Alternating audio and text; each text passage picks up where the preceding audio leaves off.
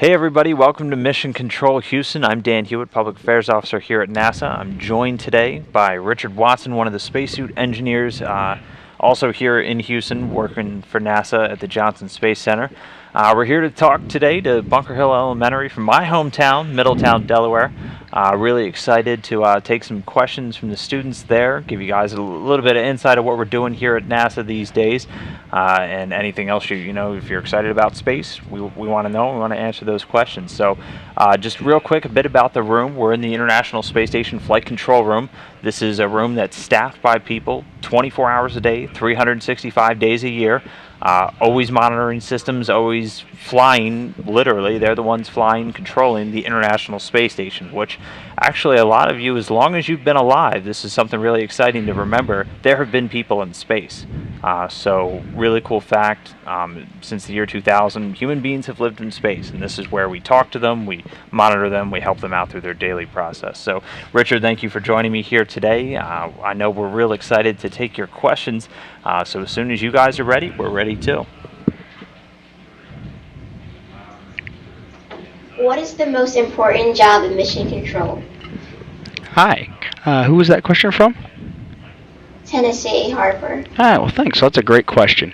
So there's a lot of different jobs in mission control. We have folks that are working to go through and actually control the vehicle and its attitude and how it's flying across the sky. There are folks working on the actual environmental control systems that keep the astronauts safe inside the vehicle. There are folks that are coordinating what the astronauts are doing inside the vehicle with their science experiments.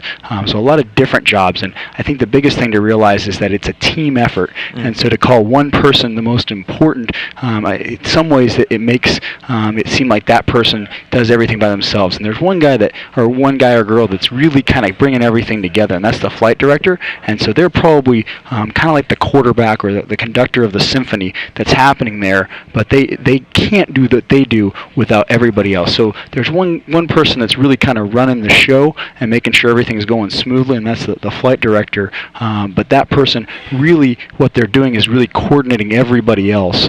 So the team is really more important than any one individual, but that individual is the one that's really responsible for the whole room. Kind of brings them all together. Yeah. All right, great question. Let's move on to the next one. Hi, astronauts have to train before they go to space. So what type of training do they do at mission control? Great question. So yeah, astronauts do train. They do several years of training before they get assigned to a flight, just to familiarize themselves with NASA. And they actually train a lot before they even come to NASA, so they're very good at something they do beforehand. But when they actually come in, they're going to go through and see things like how do they get up and down from space. So what vehicle are they going to actually ride in? They're going to go through and get training on the vehicle that they're inside of and how that vehicle operates. And then also not only that vehicle, but also the vehicle, the ISS, that they're going to be operating. So emergency procedures, so what do you do if there's a fire? They're going to be going through and trying to learn about the experiments they're specifically doing. How do they go through and just keep the station running? Learning to do things like just normal things like we take it kind of for granted, like how to go to the bathroom, how to eat, how to change clothes, how to wash your clothes, where do you sleep? You have to do all these things a little bit differently in space than we do here on the ground, and so they get to learn about all of that. Some of it happens in mission control itself. Most of it happens outside of mission control, over in the mock-up simulators, or sitting down with some great folks that train them specifically there. And you want them to learn in the spot where they're going to be operating. So normally it's a place that looks a lot like the International Space Station, and we call it a mock-up that people learn at. Yeah, and I mean, and it's not just here in Houston, it's an international space station. So these astronauts actually train all over the world. And you got to remember, like Richard said, they'll train for a couple of years. So when they get assigned, they'll train for about 2 years just for a 6-month flight. So it's a lot. It's actually a lot like what you guys are doing. It can be a lot of classrooms, it's a lot of tests, a lot of things like that to make sure they're ready. And they do it all over the globe. So they also have to learn how to speak different languages. It's very difficult, but as they'll all tell you, it's very rewarding once you're up there. Yeah. Next question, guys. Thank you. What are the biggest changes in the new spacesuit? Great question. So we have a couple of different spacesuits that are kind of on the new side of things. Spacesuits are a little bit like cars, and so like a Toyota Prius and a Ford F-250 truck are both types of cars, but they do different jobs and they do them differently. So I work what's called on the Orion vehicle, and that vehicle is a capsule. And so the biggest thing for that suit is a launch entry kind of thing. So it's going to protect us if the vehicle, for some reason, has something bad happening with it. The new things with that one is how it integrates with the vehicle and how it's comfortable when you're wearing it there, and what it does if you get into an emergency. There's another suit called the Z2 suit, which is more to go walk around on the moon or on Mars or go do some work outside of the vehicle. So that suit is fun and neat too, and that one it more is trying to be more mobile when you're outside working. So our bodies need some interesting things. We really like Earth as a place to go through and have it protect us down here. So the temperature on Earth is very good for humans. The fact there's oxygen for us to breathe, that's pretty important. Kind of important, yeah. And then the pressure itself, it's really scary actually out in a vacuum of space. Your blood essentially boils, which is very dangerous. So you need a suit to go through and protect you from that, or a spacecraft to go help us with that. So as you're protecting though, you want to be able to do useful work. So being able to move your gloves, move your arms and legs, bend down, pick up a rock, move a box around. Those are all things that you want to be able to do, but you also have to protect the person. So working with both of those things together to do the job a little better, so we put different features in the suit to go through and make it easier to move. So that's the biggest things on the new suit, are ways that make it easier to move, and also how we get in and out. So originally right now we kind of have a shirt and pants design on our current EMU, our space station, the white puffy suit that they go out the door in. You pull on your pants, and then you pull on your shirt, and then you pull on your helmet and gloves. The new suit that goes outside would actually have you climbing in a hatch in the back of the suit, kind of like the backpack opens up and then you climb down in it. That makes it a lot quicker, a lot easier. It's Exactly. also a lot lighter too, because I mean, that I don't know if you guys have seen it, but that big white spacesuit, I mean, it weighs how many? A couple hundred pounds. Yeah, about 350 out the door. And it'll be tough to walk around on Mars with. It's less gravity, but it's still quite a bit of weight. Yeah. Yeah. All right, very good question. Let's move on to the next one. Hi, I'm Matthew James. Hey. How are you? So, good, how about you? My question is, how do you like the new look of the Z2 spacesuit? The new look of the Z2 spacesuit. Yeah, so we actually had a neat competition that some folks got to go through and do, where they went online. They came up with a couple of neat paint jobs for the outside of the suit, and had a lot of people come in and vote on which suit was going to be the one that was the coolest looking. And so they've got to pick one of those, and that one came out looking real nice. Yeah, I remember setting that up because, I mean, because you're a spacesuit engineer, a designer, that you don't always get to design something just because it looks cool. Yeah. Like first and foremost, you got to make sure it's going to be safe, it's going to work, all that, the boring, but like the stuff you really need. So I remember when it got brought up, they were really excited because they're like, we get to make this. And it can look cool, so it was a really, I know it was an awesome thing for the design. It was a really cool thing for us too. We always love, hearing what you guys think, and letting you kind of have a voice in what we're doing here. So I was really excited with how it came out. Yeah, and I think they may have some folks in the room there with them actually, Linda Hughes and Jenny Furl from ILC, that actually are maybe helping out, getting to work on that suit as well. Up there. They work on the EMU, so it's pretty cool what they have going on out there in Delaware. All right. Let's keep it going. Okay, thank you. Hello, my name is Casey Stevens, and I was wondering, what is the purpose of mission control? Great question.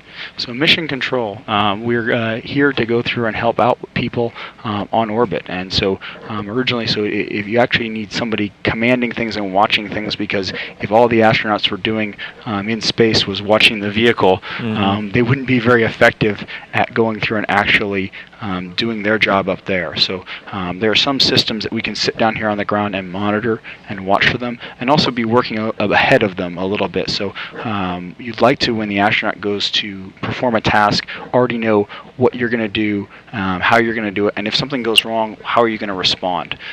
So that's mission control is really important because it's thinking ahead. It's going through and making sure everything is streamlined, everything's working properly, anticipating problems, realizing when a problem, if it does come up, is it important or not. There's some things that could come up that we have real good workarounds for that we aren't going to actually do anything. Maybe the answer is, hey, that's okay, we can keep going, but we don't want everybody to stop for a problem that we could just say, hey, we can take care of that later. So that really is the big thing, is going through and making things streamlined, making things actually going to work effectively together on orbit so that we are able to go through and really use the valuable resources that is time on orbit is such an important thing, because it costs a lot of time and money to get somebody up there, and we want them to be effective up there, and that's really what this allows us to do. Yeah, pretty much do everything we can down here on the ground, let the astronauts do astronaut stuff and the stuff only they can do. So that's a perfect explanation. All right, next question, guys.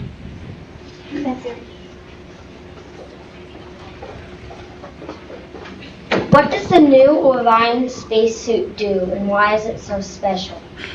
Great question, thanks. So originally what we used in shuttle was a similar suit. That suit worked kind of like a scuba tank that kind of encapsulated your whole body. Basically oxygen came in just a line that had high pressure in there, and then we breathed on that line, and it vented off into the cabin. It wasn't a part of the original shell design, so it was kind of added on after the fact. So it didn't integrate as well as we would have liked with the actual vehicle and the way the vehicle operates.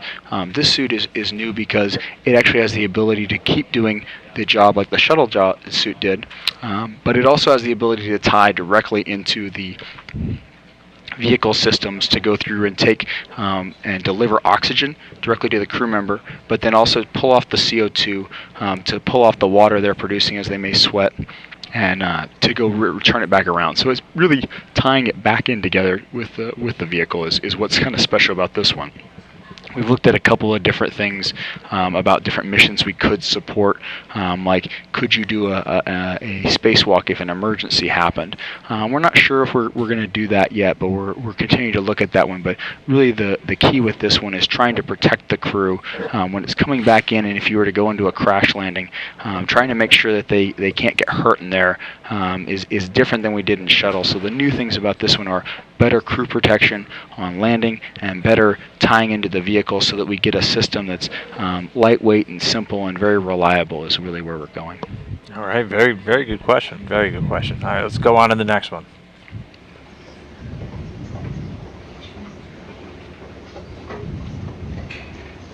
Hi, I'm Emma, and what happened on the ISS this morning? Were the astronauts in danger?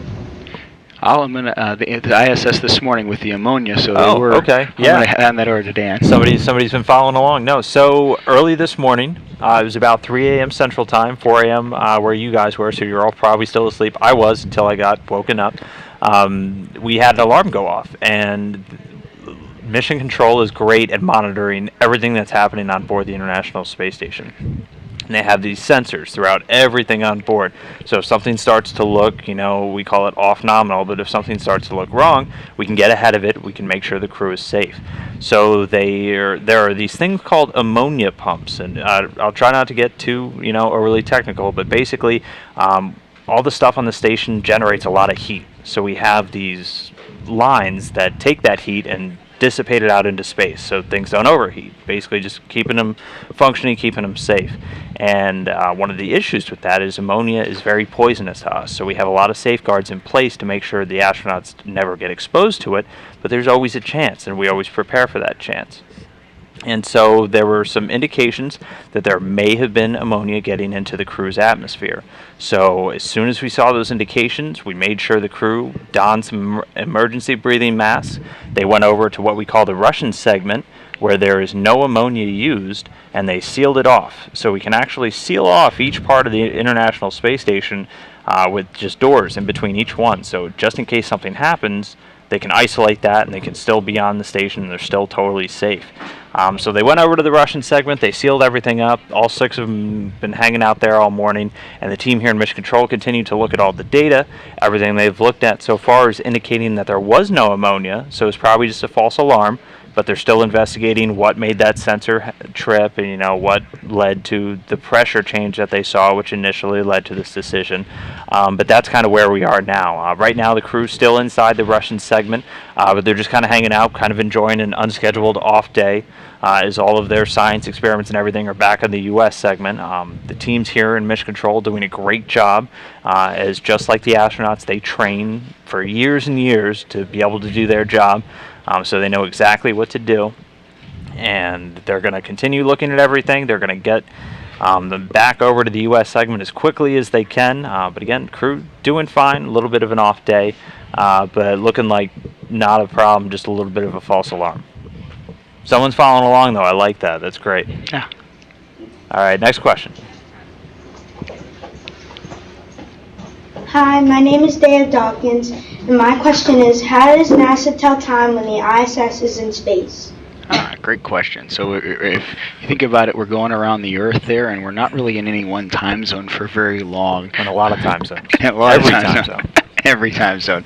We're doing laps pretty quickly. So we use a couple of different times to go through and help us out. So one of them is mission elapsed time that we go through and track with. So we say, hey, we launched at this time. How many hours has it been since we last left the Earth? Another one we go through is phase elapsed time, or PET. Would be going through and saying, all right, we're going to start this activity. So that may be a spacewalk. It may be a specific section of the mission, like a docking event or some other thing that would go through and say, hey, this is how long we've been in there. Another one would be Greenwich Mean Time, or GMT, which allows us to go through and say, hey, there's one spot in England, and that time is going to be kind of how the standard that all of us use to go through and measure there. It's really important to go through and use a consistent one for folks on orbit to go through and say, all right, so when we go to bed, we can go through and do there. And they'll shift around some for different events, because sometimes they want to be during the day here in Houston. Sometimes they want to be during the day in Russia, especially if they're doing a launching or landing event that they want certain lighting conditions for, or if they want to have certain lighting conditions on orbit or certain things there. So they can manipulate it some back and forth, and sometimes you need to hop between Houston time and the mission time. Yep. Because really for a lot of folks, going through and saying, all right, are people going to be awake at that time? What time do I need to come in? Because most of us here in Houston don't think in our day-to-day lives in that way, but when we walk into this environment, we really do have to go through and think about how they are in orbit and less about our daily lives at home. Yeah, I mean, there are 3 different shifts here just in Mission Control Houston that actually kind of structure themselves around the crew's day, which they follow that GMT time. So the first shift in Mission Control Houston actually comes in around 11 p.m. or midnight every single day, and that's when their workday starts.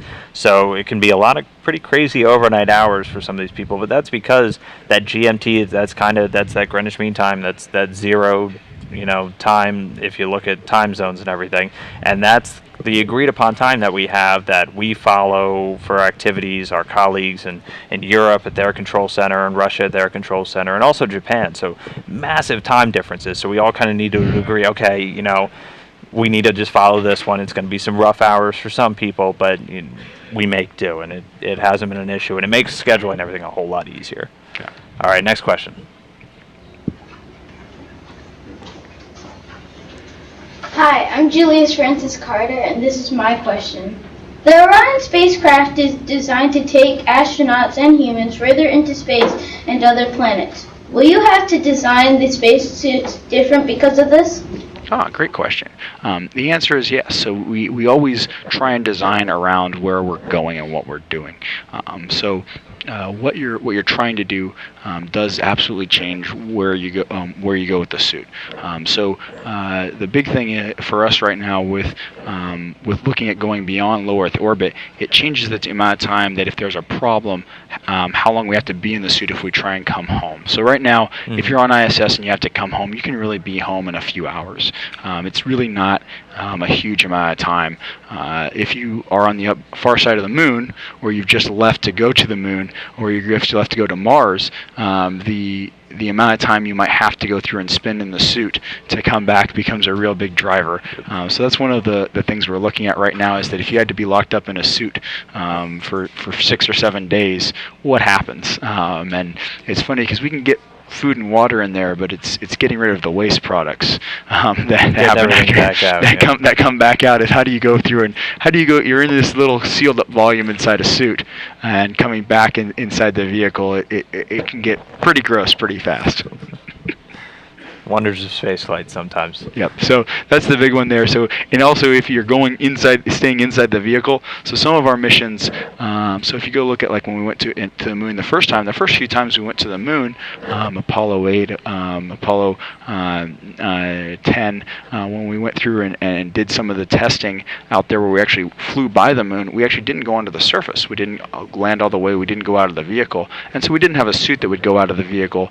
But we still went there to go through and prove the systems out. So if we did something similar in the future, you'd have a suit that could go help you get home, but wouldn't necessarily walk on the surface. Mm-hmm. So you'd bring different suits for those jobs.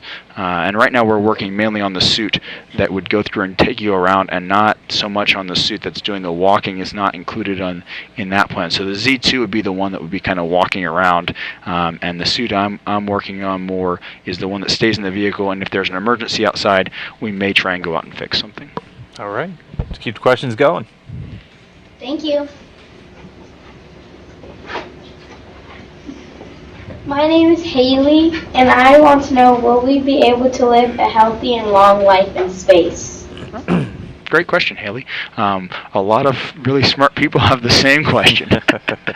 So what we've got up to this point is we actually have a real interesting study going on right now, or just getting ready to start in 2015 here with the Kelly brothers, to go up and try and look at what does long-duration spaceflight happen. So we have twin brothers that are getting ready. One of them is going to stay here on Earth, and the other is going up to stay on station for 1 year. So looking at the differences between two very similar people. I mean, so twin brothers, how much more similar can you get than that in terms of, their life and what their genetic code is very similar, and getting to see what that exposure to space for a long time is. We really haven't had anybody in 0G for more than about 534 days is the record for one of the Russians. I think that's roughly the record. There's been a couple of people, there are 4 Russians who have spent longer than 12 months or longer in space at any one time. But I mean, some of the stuff that we've learned, so our astronauts on the station now go there for about 6 months, which is still a significant amount of time, and it's long enough for your body to start to adapt. That's one of the great advantages and disadvantages of the human body, is we adapt very quickly, which is great, when you're evolving to harsh conditions down here on Earth. In space, it can actually kind of work against us, because you start to lose things. When you're floating around in microgravity, your body says, well, I don't need these legs anymore, so you'll start to lose your bone mass, your muscles will start to wither away, and that can be really serious. It isn't so much of a problem when you're just floating around, because you don't really need your legs, but let's say you're going to Mars, and that flight is going to take several months, maybe a year or longer just to get there. If you arrive and you can't walk, it's not going to be much of a mission. Yeah. So that's some of the stuff that we're really tackling. We're really learning a lot about on the station, and we've come up with some really great stuff. We actually have astronauts that come back now that are even stronger and have even more muscle mass in their legs than they did when they left. And a lot of that is the exercise that we have them do. These astronauts, I don't know about you guys, but if I had to exercise 2.5 hours every single day, I might go crazy. And that's what they have to do, just to stay healthy. So when they come back on Earth, they don't have to go through months of rehab. So we're learning tremendous amounts of stuff just from our normal expeditions. And as Richard was telling you, this 1 year mission coming up, there's going to be 1 American and 1 Russian. They're going to spend an entire year in space. It's a pretty long time. And we're looking to learn a whole lot more. All right, next question. Hi, my name's Eden Rambo, and my question is, do you ever get nervous when the astronauts report a problem?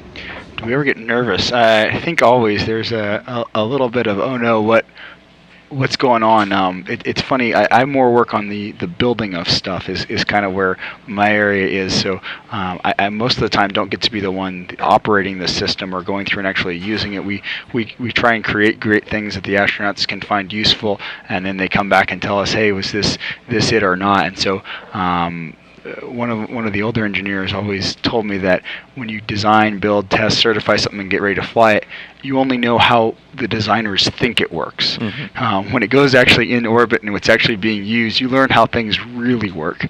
And so sometimes our astronauts come back and say, hey, this works differently than you thought it did. And it makes us think very hard and go back and look and say, do we really believe what we've always thought we believed? Because it is different on the ground. We work really hard to simulate things in a way so that they'll match things on orbit. But we have to be very careful to go through and say that our assumptions change things. So like I normally assume when I go to turn a bolt, the bolt's going to turn.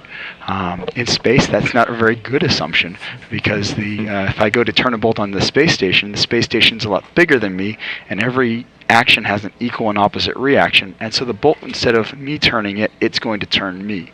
And so it's that kind of thing that when you have an expectation, it's not always fulfilled. So we've learned some things recently about suits and how water flows in different places and where water moves around inside the suit that operate differently than we had thought for years operated. And it wasn't anything that the physics were all there to go through, and physics still worked like it was supposed to. It was really our understanding of what happened. So when somebody comes back and says, hey, I have this problem, we have to work really hard to go through and ask every question of like, well, do we really know what we think we know?